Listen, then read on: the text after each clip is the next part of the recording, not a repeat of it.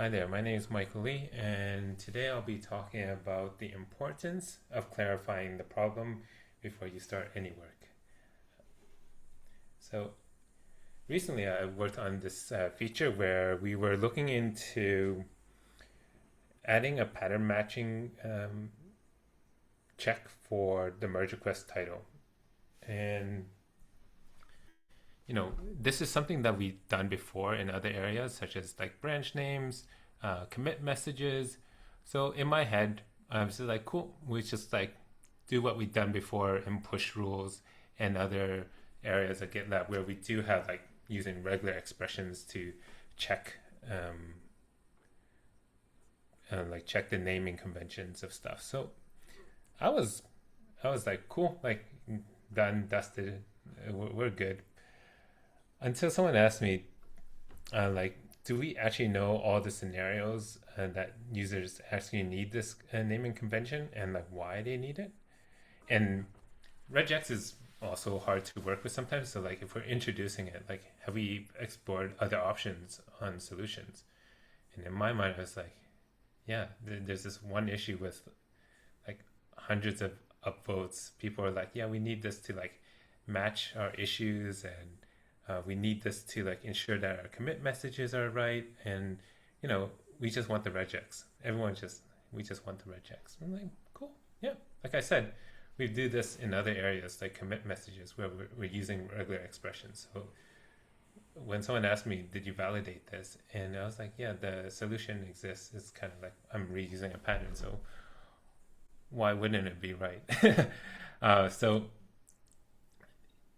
I took a step back and took a moment to understand the problem. And what that meant was to deep dive into the issue itself, um, and like actually like break down the issue and actually try to understand um, all the aspects of it. So I think the slides are out of order for me right now, but I'll just jump.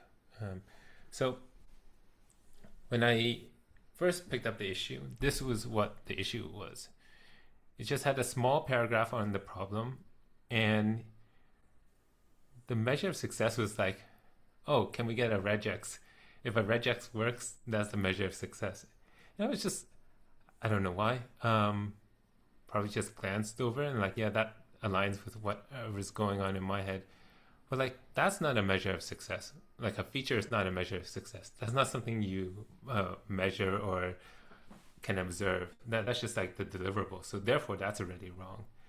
And the problem to solve is coming from an area of like we just want the names checked and like potentially blocking the merge from happening if it's not correct, but didn't explain why or different scenarios that we may need it.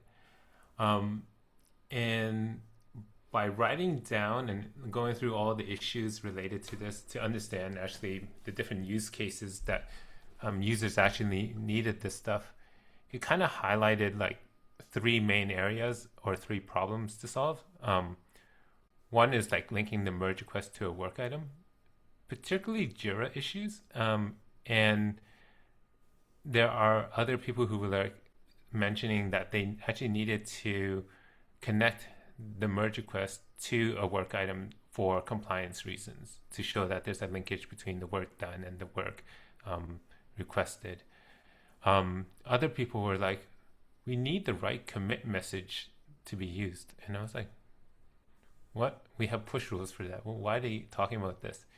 And like diving deeper into this, it's this behavior that we have in our merge requests is that when you merge something, we take the title of the merge request, especially if you're trying to squash merge, we take the title and we use that as the commit message. So if you have a push rule that's looking for conventional commits that has like chore or task or some kind of label in front, your merge request title probably doesn't have that. So people were like trying to ensure that their title matches the commits so that when they squash, it would work. And it's like, that's an interesting use case because we have push rules. And then there's a whole other area of downstream systems where people were using exports of the merge requests to like filter and analyze stuff. So having the title linked up nicely for them helped them there. And there's other downstream systems like pipelines that were using the merge request titles in a specific format to trigger different jobs and stuff. So all in all, by breaking this down, it was actually more clear to understand um, if the proposed solution would address all these issues correctly, and if there's any gaps in the proposed solution of using like regular expressions to do pattern matching.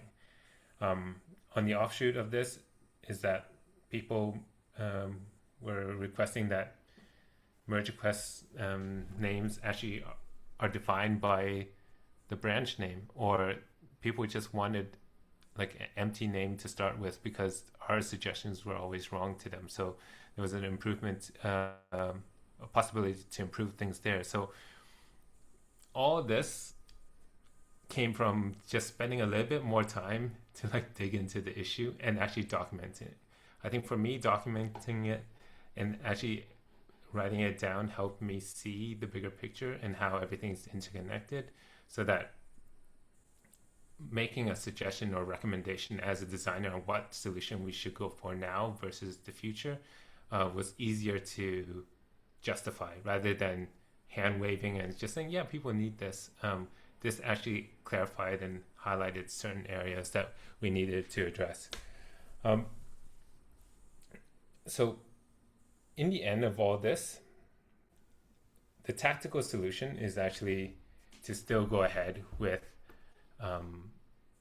the regular expression checks, but there are better ways to handle certain scenarios, such as linking the work item to the merge request, like trying to enforce that in some capacity.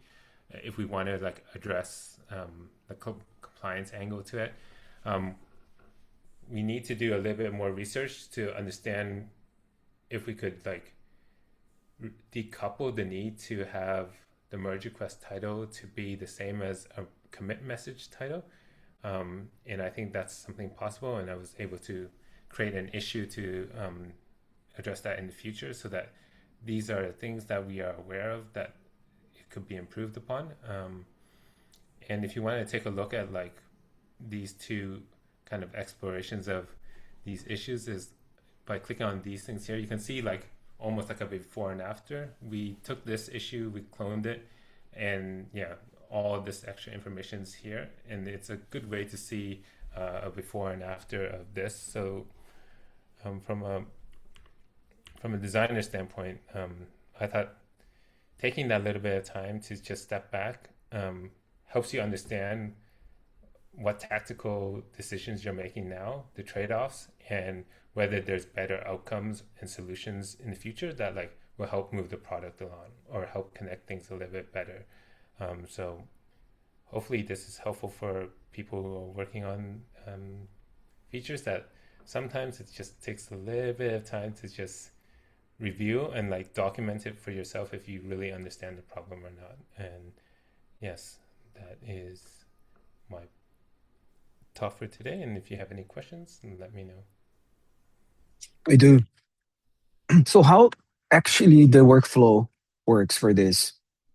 For example, if you create a merge request on, like changing the code on VS Code, for example, and then you use terminal to spin up that, mm, let's suppose like a draft merge request or a Mhm. merge request, then you go to the UI, and is in the UI that where you will do that validation and you save that merge request? Yeah, so there are aspects to this. On the merge request creation form, there is like a title that gets generated automatically, and potentially that could be wrong or right. There'll be some validation there, but that won't prevent you from not saving. There's another check on the merge check itself. It will prevent it from merging. So there's a validation check there as like the last resort. But there will be a warning on the merge request creation form that, hey, you actually need to update this. And there's considerations when like a merge request is in draft, and because we prepend the word draft to the title, which would mess up the validation. So there is considerations around how to handle that scenario. But then if we like think about the naming convention, it usually follows some kind of pattern that is related to a work item. So one of the recommendations is to like consider looking into like making it a requirement on linking that if you are able to link the merge request to an issue somehow during the creation, that we could generate a template for the name so that you don't have to worry about getting the right format or looking back and forth on the issue to try to get the right information in. Because one of the things with just format checking is I can just say 123 dash this is my work, and that would like pattern match correctly, but it may not link to any real issues. So it's prone to user error, and having more purposeful links between work items and merge requests could be a way to like prevent errors and make that flow easier, whether that's something generated by a user or automated, like an LLM just creates a merge request that Yep, structures data. that's very cool. I have the next questions.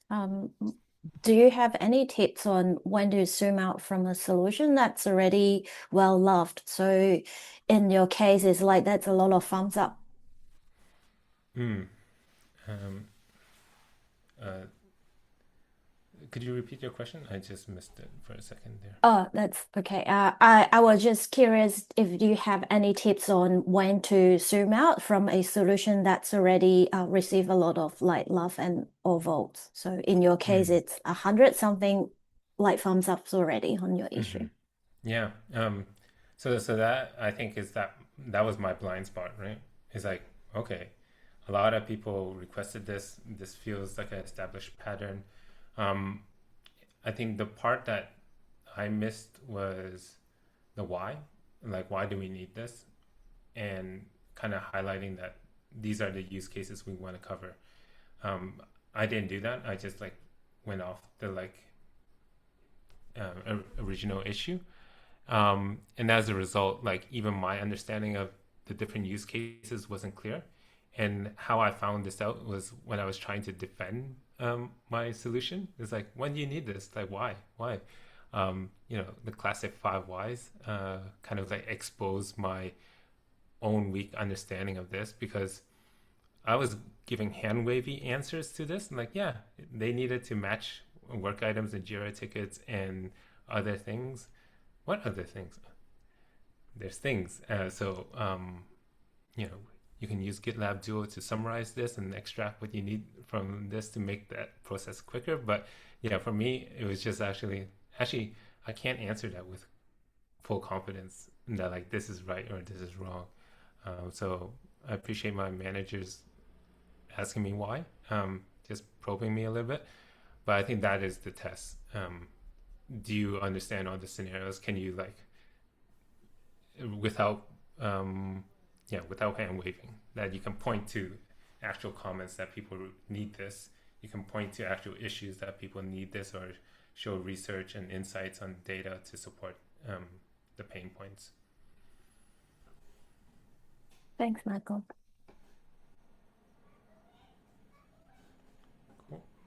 Yeah, I had the other question, or more of a comment, is just that I do like hearing you talk about this because it is a classic case of customer requests where people ask for what they want, but they don't really know what they need exactly. So they might have an idea for a solution that says, well, I have this problem. I think this is the solution that I need. And then, so they request a solution and they might not be very clear about what their problem is. And it's worth us probing that to not just take their solution as the exact, um, fix for their use case. And I've run into that where people ask for docs updates or they ask for a feature and then it turns out, well, no, this is actually something we have a feature for this. We need to fix the docs to make it clearer.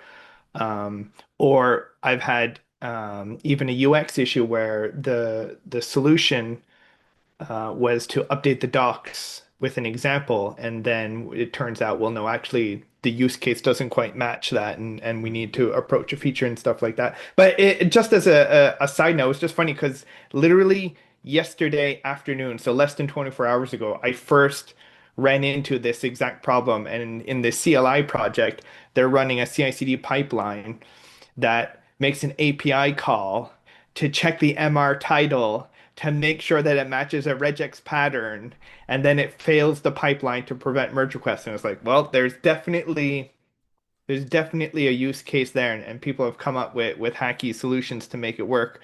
And it's a bit wonky. So yeah, it definitely does support the need to have something there for sure. Hmm. Cool. Just add a little bit comment that reminds me of a framework I used in my previous job. It's called the opportunity and solution tree. So you started like as the problem at the very top, and then you list out what is the possible solution to solve the problems. And then each of the solution, you list out all the possible way, called experiments to be part of that solution. Even though something may be, not ideal, you listed it there to avoid someone um fall in love in a solution. It's very hard for you to, like zoom out and take yourself out of the solution.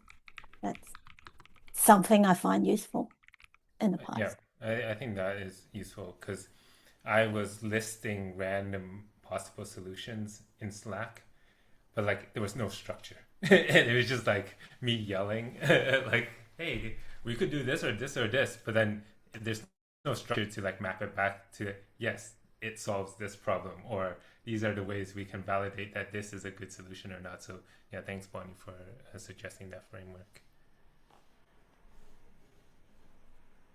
Cool. All right, next person. Cool, cool. Okay. Thanks, Michael.